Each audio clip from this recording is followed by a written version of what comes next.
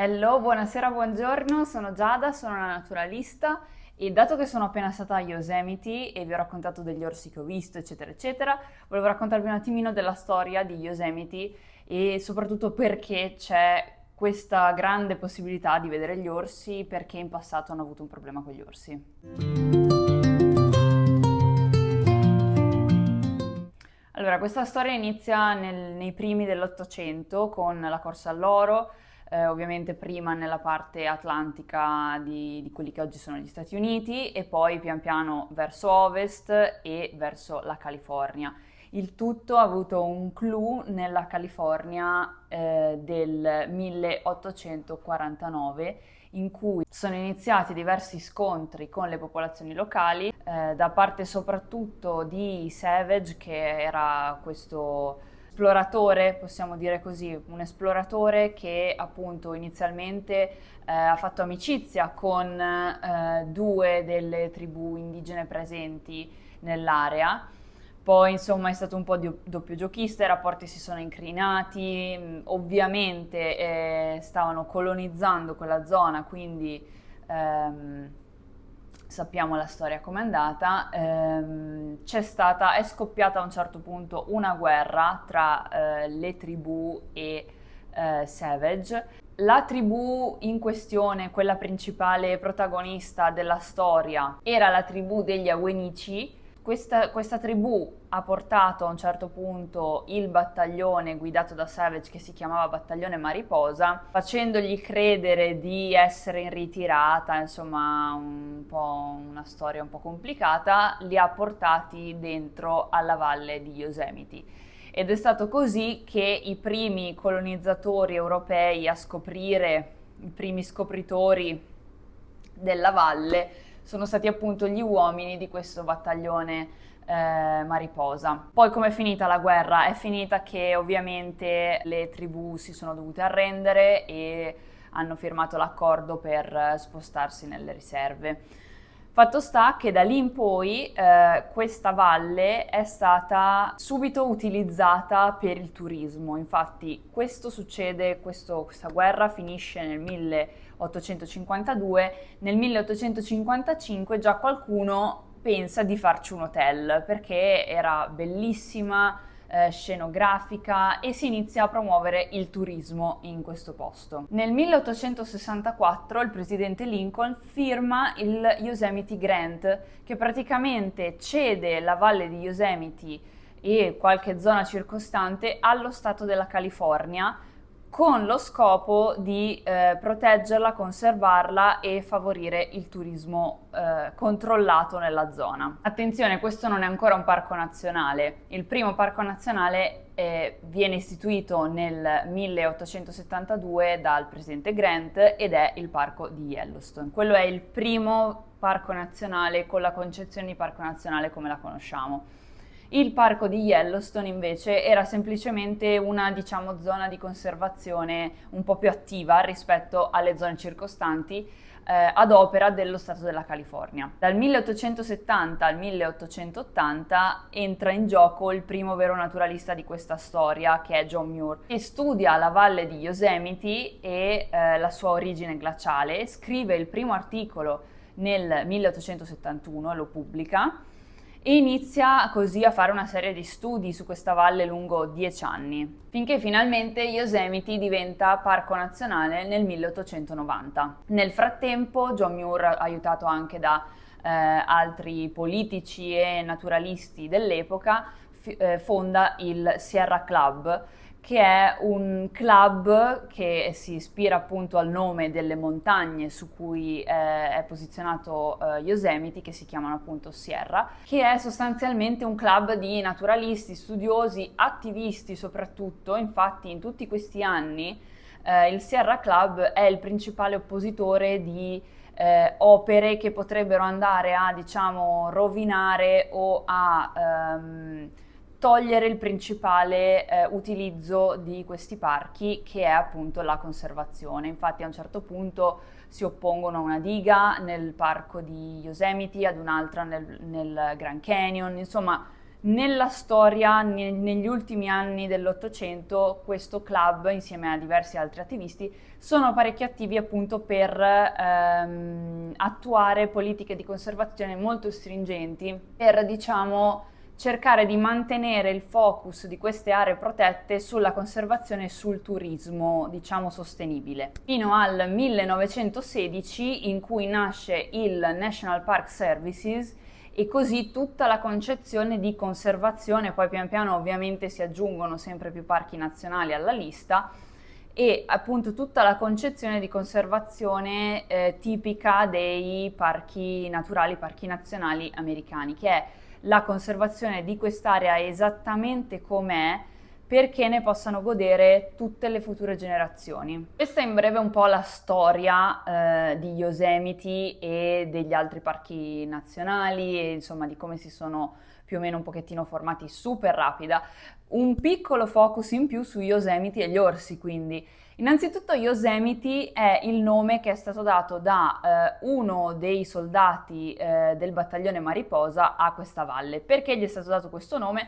Perché Yosemite sarebbero due parole nella lingua della tribù che loro stavano cercando di sconfiggere, appunto, che significano quelli che uccidono. Questo però è l'interpretazione di uno di questi uomini del battaglione, quindi comunque di un americano. Non si capisce se non si sono capiti bene, se è un'interpretazione, è uno dei significati che possono essere dati a queste parole, ma queste due parole significano anche orso grizzly. Questo perché? Perché infatti, se voi ci fate caso, sulla bandiera della California c'è proprio un grizzly. Però Giada, tu ci hai detto che c'erano solo gli orsi neri, bisogna stare tranquilli, non è pericoloso.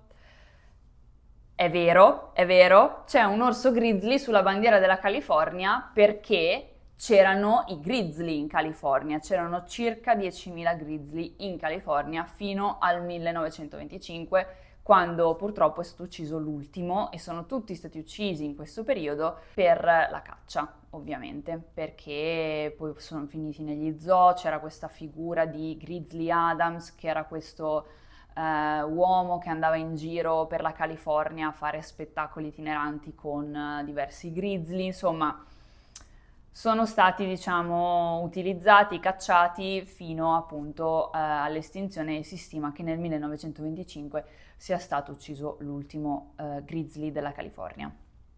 Sono rimasti un sacco di orsi neri però, e adesso arriviamo agli orsi neri di Yosemite. Cosa è successo? Che Yosemite, ovviamente essendo bellissimo, ha attirato un sacco di visitatori da quando è diventato parco nazionale, sempre di più nel tempo, sempre di più man mano che è diventato più accessibile, ovviamente. Sicché all'inizio del Novecento un sacco di persone andavano a visitare Yosemite. E cosa hanno pensato? Ovviamente per quello che dicevo, conservazione e meno impattante possibile prima, perché hanno pensato che fosse una buonissima idea, quelli del parco, concentrare i rifiuti tutti in alcune zone. Hanno visto che gli orsi poi andavano lì, questo è successo tra il 1920 e il 1940. Hanno visto che tutti gli orsi andavano lì e quindi hanno pensato di creare tipo degli spettacoli per le persone, in cui le persone potevano mettersi, diciamo, su una terrazza a vedere gli orsi che andavano a mangiare a questa discarica. Poi tutto è degenerato, perché chiaramente le persone andavano giù nella discarica a dar da mangiare agli orsi a mano. Non ho trovato record di quanti incidenti ci sono stati, cose del genere, però chiaramente sappiamo adesso, con le conoscenze che abbiamo, che questa è una pessima idea. Infatti, appunto, dopo il 1940 hanno detto: fermi tutti, questa era un'idea di... e hanno cambiato traiettoria, soltanto che, ok, togliamo tutte le discariche, non si toccano più gli orsi, non si dà più da mangiare agli orsi. Cosa è successo? Che chiaramente gli orsi hanno detto da un giorno all'altro, hanno detto: uè, perché il ristorante ha chiuso? Non ho capito. E quindi hanno iniziato a fare un sacco di danni ai turisti, perché aprivano le macchine, perché entravano nelle tende, perché ovviamente loro erano abituati a trovare cibo, da un giorno all'altro non trovano più cibo e ormai hanno associato che l'uomo corrisponde a fonte di cibo. Attorno agli anni 70 finalmente sono riusciti a trovare una quadra a questo problema mettendo regole super stringenti, infatti tuttora a Yosemite se hai cibo in macchina rischi una multa salatissima. Mettere le bear boxes, mettere i bidoni anti-orso e cercare il più possibile di educare le persone a non portare cibo, non lasciare cibo in giro e a utilizzare questi strumenti. E pian piano ovviamente la situazione è migliorata. Però un pochettino per insegnamento culturale, diciamo, da madri a cuccioli, un pochettino perché c'è voluto comunque del tempo per mettere questi bidoni, tutte queste strutture, eccetera, eccetera, e per far sì che la gente imparasse ad utilizzarle bene, ma ci vuole tempo per abituare le persone ad usare questi strumenti, eccetera, eccetera. Ancora Yosemite è uno, diciamo, degli hotspot in cui adesso si è molto molto attenti a far sì che non ci siano incontri spiacevoli e sta funzionando benissimo, però dato appunto l'alto numero di turisti, l'alto numero di possibilità che ci sia del cibo lasciato in giro, anche per sbaglio, anche semplicemente perché si sente l'odore mentre sto mangiando il panino e anche se poi io butto via tutta la carta nel suo bidone, chiaramente l'odore l'orso l'ha sentito. Per tutti questi motivi qua ci sono tantissime persone, ci sono tantissimi orsi e c'è appunto una storia molto particolare di come gli orsi sono stati diciamo gestiti. È stato comunque un ottimo insegnamento in generale per la conservazione. È stato visto che questi sistemi possono creare tanti problemi, specialmente fatti come venivano fatti negli anni 20-40 del secolo scorso, quindi semplicemente buttando qualunque tipo di cibo a disposizione di qualunque animale.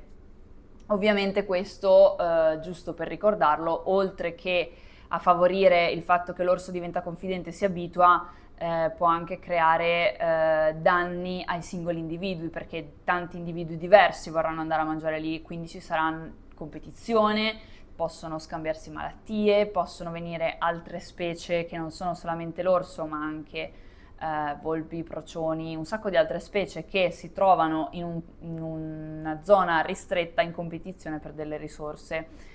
E quindi questo insomma è sempre un po' rischioso per tutte queste altre specie anche. Ok, detto questo, è un piacere aver fatto questo piccolo approfondimento perché è comunque una storia un po' particolare rispetto ad altri parchi. Se c'è qualcosa che volete approfondire ancora scrivetelo nei commenti, se avete visto degli orsi scrivetelo nei commenti.